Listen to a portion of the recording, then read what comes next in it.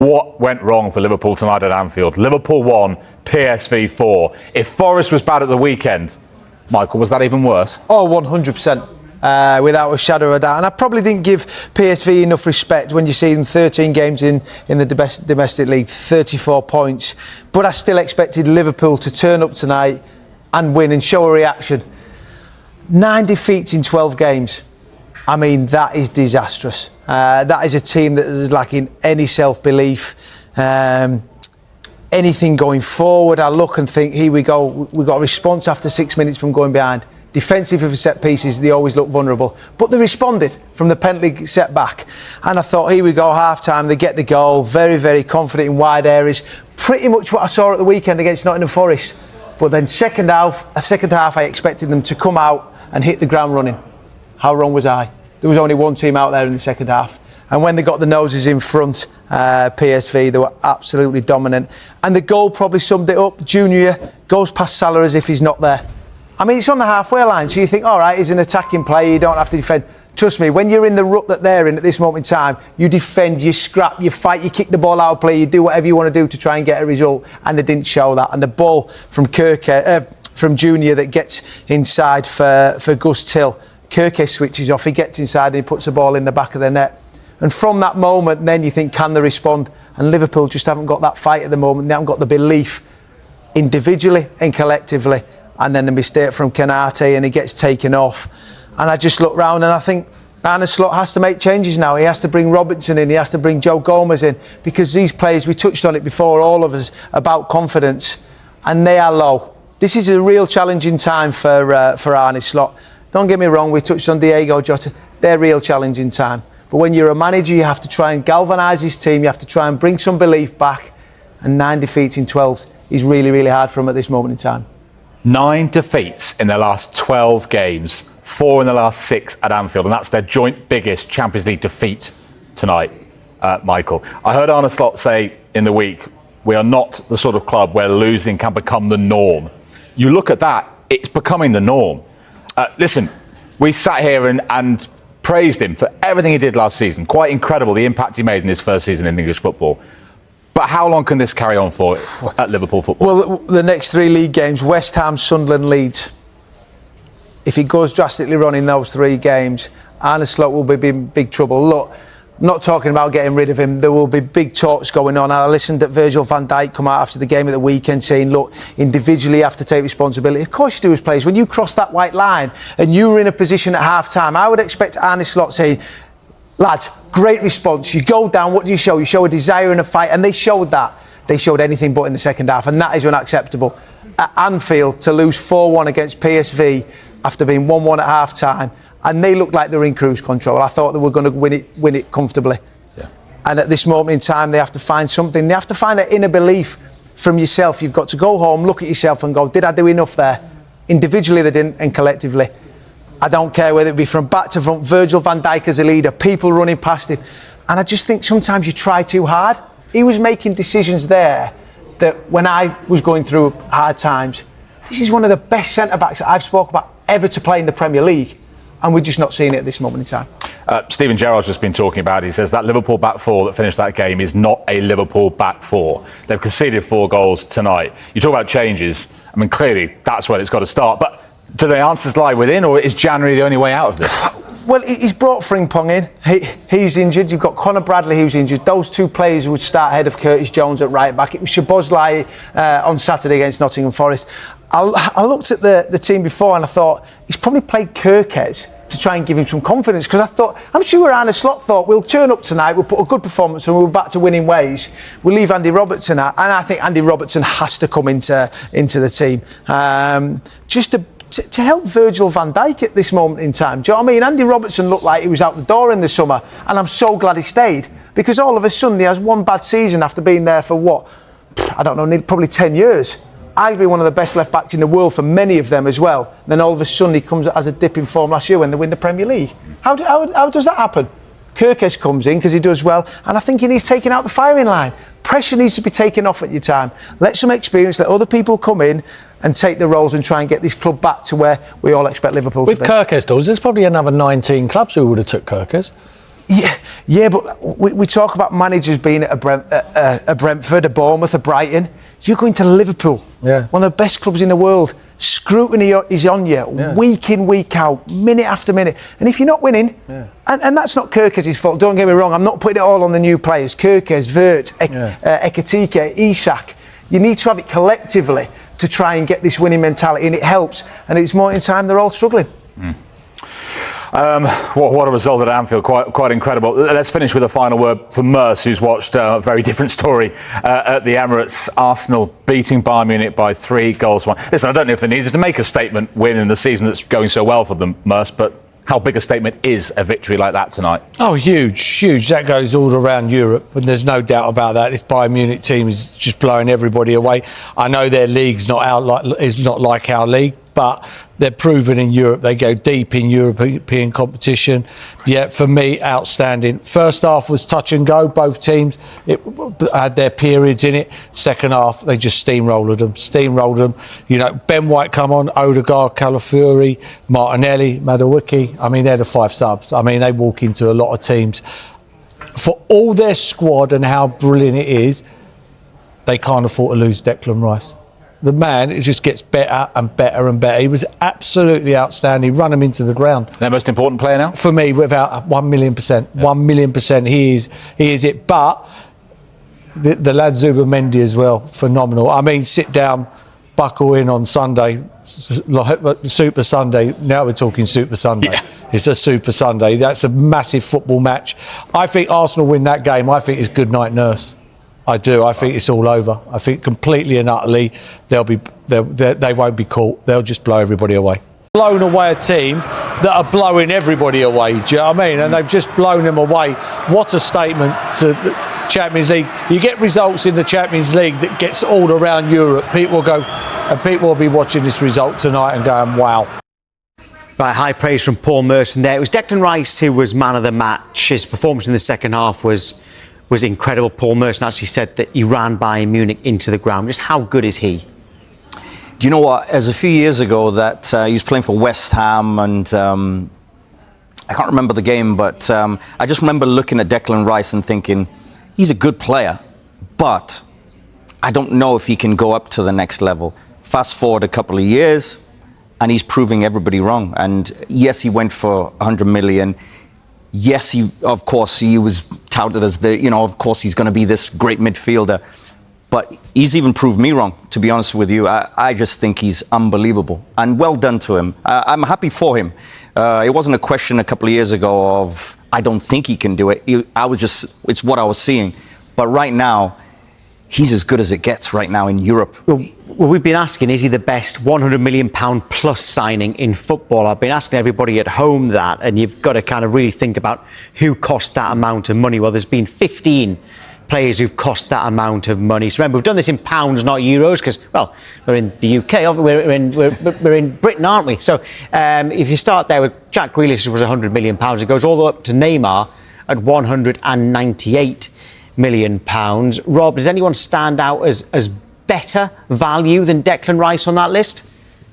Well, I mean, it's hard to say Neymar hasn't been a superstar his whole career. I mean, this is somebody who's the top Brazilian national team top goal scorer, and multiple trophies, Barcelona, PSG. He's won trophies, and also on top of that, an incredible talent, unique. So him, Mbappe, of course, but I think Mbappe has to do a little bit more. The one that jumps out, Jude Bellingham, winning the Champions League and the league in his first season. Remember, at Real the Mbappe one was to PSG rather than to Real Madrid. Correct, yes. To PSG. Yeah. So I think right now he's still got to do a little bit more. But I think the one that jumps out for me is Neymar. I think that one, the one Cristiano Ronaldo, 105 million to Juventus, Real Madrid to Juventus, kind of goes under the radar. But Juventus have been paying for it ever since. So that was a big worry in spending that much. I think the one that jumps out for me is Neymar. The other one, maybe we might come back to this. Caicedo and Enzo Fernandez right now are proving that they are a top midfield. Could we be saying, because I think with Declan Rice, he's got a lot more to prove in terms of making his team win. I think he's great right now, brilliant. But I think he's also got to feel that I need to win those trophies as well. And then I will be also then considered in that category of the 100 million best transfer ever. Yeah, well, Arsenal fans are very happy with him right now. They're happy in general. Let's speak to an Arsenal supporter now. Scarlett Katz-Roberts joined us. Good morning to you, Scarlett. We might get to that Declan Rice in a moment, but in terms of the win last night, how big a statement was that? Yeah, I mean, given the context of the week we're having, at half-time, I was kind of asking myself, how much do we want to give to win this game? You know, we've had a competitive match, if you want to call it that, last weekend, and we're going to the Bridge on Sunday. And the first half was super even, but we just took it to another level in the second half. And to be honest with you, I think Bayern looked scared. And in terms of a statement for this team, you know, Bayern are sort of a dragon that we needed to slay. You know, 2 years ago, we lost to them, and I thought, you know, Arsenal were a better team than them at the time, but maybe lacking a bit of belief and maturity. And I've been harping on a lot about this season, how this is the same team that competed 2 years in a row, 3 years in a row, got 89 points. But I've got to say, I'm seeing more from us now. This feels like growth, and that's what makes it such a massive statement to the rest of Europe. Well, you add into that the fact that your squad is definitely stronger now, no doubt about that. But then how much better has Declan Rice got since he's had Zubamendi behind him? Yeah, I mean, every time I see him on the pitch, it fills me with such confidence. You know, I must say, at the end of the derby, when we were 4-1 up, I was thinking, get him off, because I just want him to rest. And the same in this game. But his physicality is absurd. I mean, he burst into the box for Saka's chance in the second half, almost scored. From where I was standing, I thought it got into the net. And then he wins the ball back for Madueke's goal. And he was still running hard right at the end of that match. So all I can conclude is that we got him half price. Is he the most important player in Arsenal's team? Because if they lose him, do Arsenal then start to lose their aura? I think it depends on, honestly, the week. You asked me that question. Obviously, we've got incredible players in terms of our replacements across the pitch. And I think we've proven that, having lost Odegaard at times this season, lost Saka, lost Havertz. I do think in Rice's case, because he is so absurdly, physically, technically gifted, there's not really one player who could come in and do what he does. You would have to change things a bit. So, yeah, I think in terms of what you would have to do to that midfield, probably losing Rice would be a big issue for Arsenal. But at the same time, I think there's quality players who could come in and offer different solutions. But is Zubamendi actually the key to, because what we've seen from Declan Rice this season is very different to last year, and the level of Arsenal. Is Zubamendi actually the key for what Rice is doing? Yeah, I mean, Zubamendi is certainly an upgrade on the guy we had playing at 6 last year. You know, he's great with the ball. He's really snaps into tackles, surprisingly, for kind of diminutive Spanish midfielder. So I think he's certainly empowered Rice, but I would say I've seen Rice just improving since he joined. I think he's just more and more confident, more and more settled. I mean, we're talking about a guy who scored 2 insane free kicks against Real Madrid. So I think the level has been there from Rice, you know, for a good few years now. But absolutely, he's in a purple patch right now. What about Sunday then? I know that tomorrow's show is going to be dominated by looking ahead to Chelsea against Arsenal. Any concerns about that? I mean, you are away from home. Yeah, absolutely. I mean, I think Chelsea can beat anyone. I've said this before. I think Chelsea are like a hormonal teenager. You know, like they can show signs of real maturity and kind of adulthood. They can beat the best teams in the world. But at the same time, they can lose to Sunderland, and they are a young team as well. So I think, you know, question marks about Blue Co's kind of long-term strategy when it comes to keeping a squad together and growing a team. But there's no doubt they have, you know, immense quality in that team. I mean, you guys have just been discussing Enzo Fernandez and Caicedo. You know, that's a pretty enviable midfield pairing. So, Absolutely. I think it's going to be really tough. But what gives me belief in this team is that I feel like we are at a kind of crowning moment of maturity. Do you worry, though? Do you worry for the Chelsea game? Yeah, of course I do. It's a derby, it's away, but I couldn't have more belief in my team at the moment. So my worries, I feel like, are outweighed by my, I'm in awe of what we're producing at the moment. It was Paul Merson last night said that if Arsenal do win against Chelsea, that's it. They will not be caught in the Premier League. Do you agree? I'm going to have to sit on the fence because I don't know the answer. I said at the beginning... Come on, say what you feel. I think if we come out of this week with 3 victories, I think that will tell us a lot about this team. Do we give you the title if you come out with 3 wins this week? You can't. Are you feeling like the trophy's in our pocket right now? It's November. I want to believe it, but how can I tell you for certain? I'll certainly be having to work quite hard to keep my feet on the ground after Sunday if we win at Stamford Bridge. Let's put it that way. All right, Scott. Mikel Arteta has made it clear that Arsenal will need to unleash their complete player against Bayern Munich. The Gunners host the German champions at the Emirates Stadium on Wednesday, and one man in particular could be decisive. Ebereki Eze, described as a very complete player by teammate Mikel Merino, is emerging as one of Arsenal's most dangerous weapons ahead of their Champions League clash with Bayern. The 27-year-old announced himself in North London with a stunning hat-trick in his first derby since arriving in a £67.5 million move from Crystal Palace. His 3 brilliant goals dismantled Tottenham, and truthfully, he could have scored even more.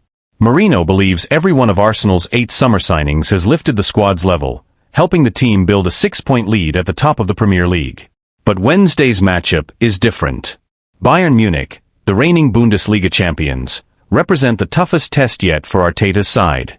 Speaking after the win over Spurs, Merino praised Eze's qualities and hinted at the impact he could have in such a high-stakes European battle. "We've brought in a lot of players who can make a difference. But you can see that other teams have spent big as well," the Spain international said. "Individual brilliance can win matches, sure, but in the end, it's the team that matters. If you have great players who don't connect, that's a problem. The good thing about this group is that everyone thinks about the team first." When asked about Eze specifically, Merino didn't hesitate. "I think he's incredibly complete. He can dribble, he can pass, and his technical quality is outstanding. In Spain, we always talk about players who can connect with others. He has that naturally. He grew up with that instinct to link play, move the ball, and build relationships on the pitch. He also has the mindset to get involved, demand the ball, and influence the game. At the same time, he's strong, he can take players on, and he can finish. He's a truly complete signing." Merino also touched on how the modern game often reduces players to simple numbers. "These days everyone judges players by goals and assists, that's just how it is. But as footballers, we see the deeper qualities he brings, the technique, the movement, the intelligence. Even in training, you can tell immediately how special he is. Yes, he's scoring goals, but he's much more than that. He's an exceptional player, and we're incredibly lucky to have him. He can play in several positions and adapt to different systems. He's been a huge addition for Arsenal." Beyond the technical qualities, Merino believes Eze's attitude, and the healthy competition within the squad, will be crucial in Arsenal's title push. You can hear the calm in Ebereki's voice and see it in the way he carries himself. He's confident, grounded, and every morning we sit together in the sauna at the training ground and talk about everything, he added with a smile. "He's a great guy, already fully integrated, and we need players like him. Competition is fierce. There's so much quality in this squad. That's exactly what the manager wanted, as many top players as possible, all ready to play. It makes his decisions tough, choosing who starts and who doesn't, but it also pushes every one of us to give our best in every session. And that's why we're improving as a team." As Arsenal prepare for Bayern's arrival, Arteta is facing one of the most delicate balancing acts of the season. The squad is healthy, competition is fierce, and expectations have never been higher. But behind the scenes, there is a growing sense that Eze's versatility and calm presence may be essential against a Bayern side known for controlling the tempo in big European nights. Arteta himself has hinted at Eze's importance without naming him directly. After the Tottenham victory, the manager spoke about the need for players who can break pressure, dictate rhythm, and stay composed when the game becomes chaotic. Those inside the club believe those comments were aimed at Ease as much as anyone. The coaching staff has been particularly impressed by how quickly he has adapted to Arsenal's positional play structure, a system that demands far more tactical discipline than what he was used to at Crystal Palace. Analysts at the club point to his growing influence not only in the final third, but also in build-up phases, where his ability to glide past pressure could help Arsenal bypass Bayern's aggressive midfield line. There is also an awareness that Bayern's fullbacks tend to push high, leaving spaces between the lines. Ease's skill set, sharp turns, deceptive acceleration, and precise final balls, could be exactly what Arteta needs to exploit those gaps.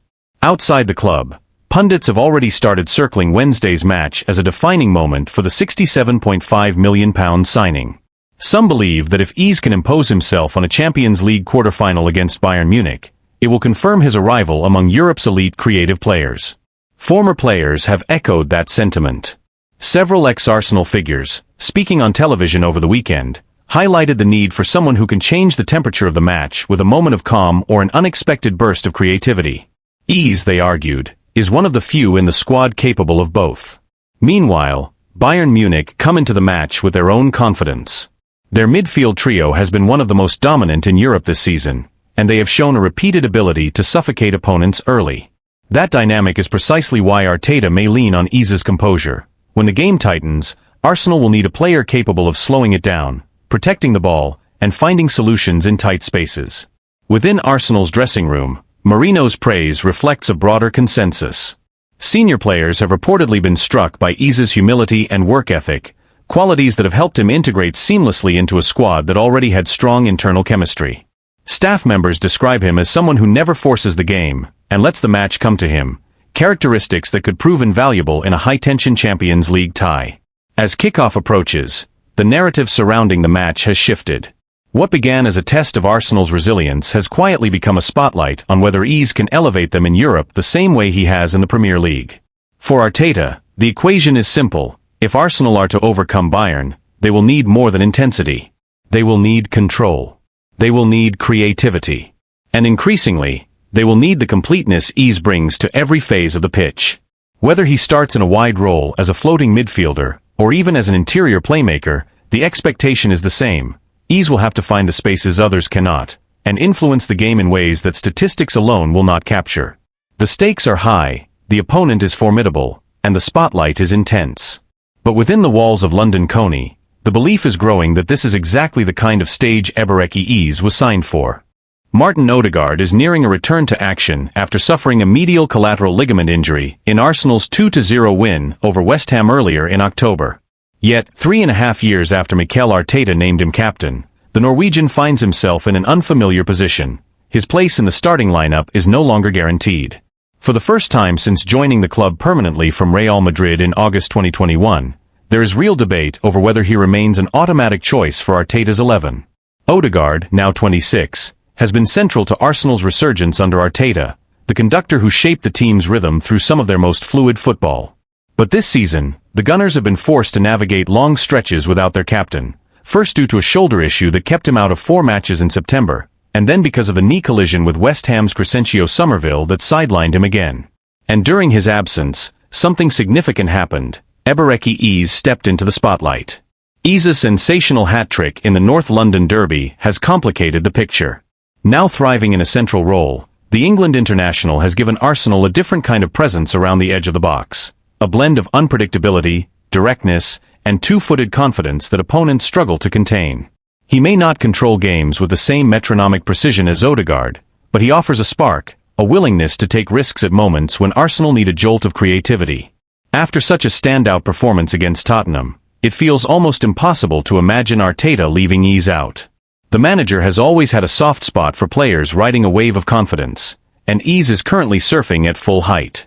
There was a similar situation back in September, when Mikel Merino was handed a start against Manchester City after scoring 4 times in 2 games for Spain, including a hat-trick against Turkey. Arteta doesn't hesitate to reward form. Ease has carried that form onto the international stage as well, recently scoring a stunning goal for England in a 2-0 win over Serbia in the World Cup qualifiers at Wembley. Though he can play on the left, It has always been clear that Arteta brought him to the Emirates to operate in midfield. And with Declan Rice and Martin Zubimendi near untouchable in the double pivot, the odds of Ease and Odegaard consistently starting together seem slim. That leaves Odegaard in an unfamiliar position. He needs minutes to rebuild sharpness, yet Arsenal's medical team won't rush him. The plan is likely to ease him back through short substitute appearances before restoring him to larger roles. But even once fully fit, Odegaard faces genuine competition, because Ease has shifted the landscape. His arrival has raised the team's ceiling, and his performances have earned him the right to keep his place. Before the dismantling of Tottenham, Ease had scored only twice for Arsenal, one against Port Vale in the Carabao Cup and another versus his former club Crystal Palace, a clever finish that sealed victory. Now, with 5 goals across all competitions, he sits just one behind Odegaard's total from last season, when the captain made 45 appearances. Odegaard's 2023-24 numbers were outstanding: 11 goals, 12 assists, influence written across every competition. That is the standard he must match again if he wants to reclaim his spot, because Ease is hungry, confident, and eager to impress ahead of next summer's World Cup. Arteta will insist that Arsenal need both players at their best if they are to meet their ambitions in the months ahead. And with Kai Havertz also working his way back to full fitness, potentially slotting into midfield behind marquee striker Victor Gyökeres, the battle for places has never been fiercer at the Emirates. For Odegaard, the message is clear: he must rise to the challenge. His leadership and quality remain unquestioned, but he can no longer rely on reputation alone. If he embraces the competition and fights his way back into the side, his return could push Arsenal to even greater heights. And if the team has already reached this level without several key figures, the potential for what comes next may be even greater. Inside the club, staff members are quietly acknowledging that Arsenal are entering a new phase, one where no player, not even the captain, is immune to tactical evolution. Arteta has spent the past 2 seasons building a squad capable of sustaining pressure across multiple competitions, and the emergence of Ease is a sign that the manager's long-term planning is beginning to bear fruit. Depth is no longer a luxury, it is a necessity. But with depth comes difficult decisions. Arteta has always valued balance in midfield, and the contrasting profiles of Odegaard and Ease force him to reconsider what type of midfield best suits the team's ambitions in Europe and the Premier League. The technical control and spatial awareness that Odegaard brings have defined Arsenal's identity under Arteta. Conversely, Ease's dynamism, physical presence, and unpredictable touches give Arsenal a new dimension, especially against teams that sit deep or defend aggressively in central areas. This internal shift has also caught the attention of analysts and former players. Several pundits have begun to question whether the captaincy should guarantee a place in the lineup, especially at a club with ambitions of challenging for the Champions League. Others argue that Odegaard's leadership is too valuable to sideline, pointing to the standards he sets in training and his influence over younger players. Those debates are already spilling into the media, and they will only intensify as the season progresses. There is also the tactical question of whether Arteta might eventually experiment with a system that accommodates both Ease and Odegaard, something he briefly attempted earlier in the season during the win over West Ham. But with Rice and Zubimendi forming an almost impenetrable midfield pairing, any reshuffle risks destabilizing the defensive structure that has made Arsenal one of the most resilient teams in the league. The manager has hinted that he is open to adjustments, but only if they enhance the team's overall cohesion. For Odegaard himself, the challenge is as much psychological as it is physical. He has worked hard to cultivate an image of calm authority, a leader who raises the level of those around him through clarity and consistency. Now he must show that he can adapt, compete, and respond to adversity. His teammates still speak of him with admiration, describing him as one of the most studious and detail-oriented players at London Coney. They believe that once he regains full rhythm, he will naturally reassert his influence. Yet even they acknowledge that the landscape has shifted. One senior player privately remarked that, "The team is different now, Ease has changed what we can do in the final third." That sentiment reflects not a lack of faith in Odegaard, but an understanding that Arsenal have evolved while he has been sidelined. For Arteta, the ideal scenario is straightforward: a fully fit Odegaard competing with a fully confident Ease, creating a level of internal competition that lifts the entire squad. The manager often speaks about the need for healthy tension among his players, pressure that keeps standards high without fracturing unity. The arrival of Victor Gyökeres, combined with the recovery of Havertz, only amplifies that dynamic. Arsenal's season will almost certainly hinge on these midfield decisions. With Champions League knockout matches approaching and the Premier League title race tightening, Arteta must decide not only who starts, but what kind of identity he wants his team to carry into the defining months of the campaign. The next few weeks will reveal whether Odegaard's return sparks a resurgence or a battle for relevance. If he manages to reclaim his place, it could serve as a reminder of why Arteta trusted him with the armband in the first place. If he struggles, it will underline how rapidly Arsenal are progressing, and how little room there is for sentiment at the highest level. Either way, the captain's response will shape not just his future, but the trajectory of a team that believes it is on the brink of something significant.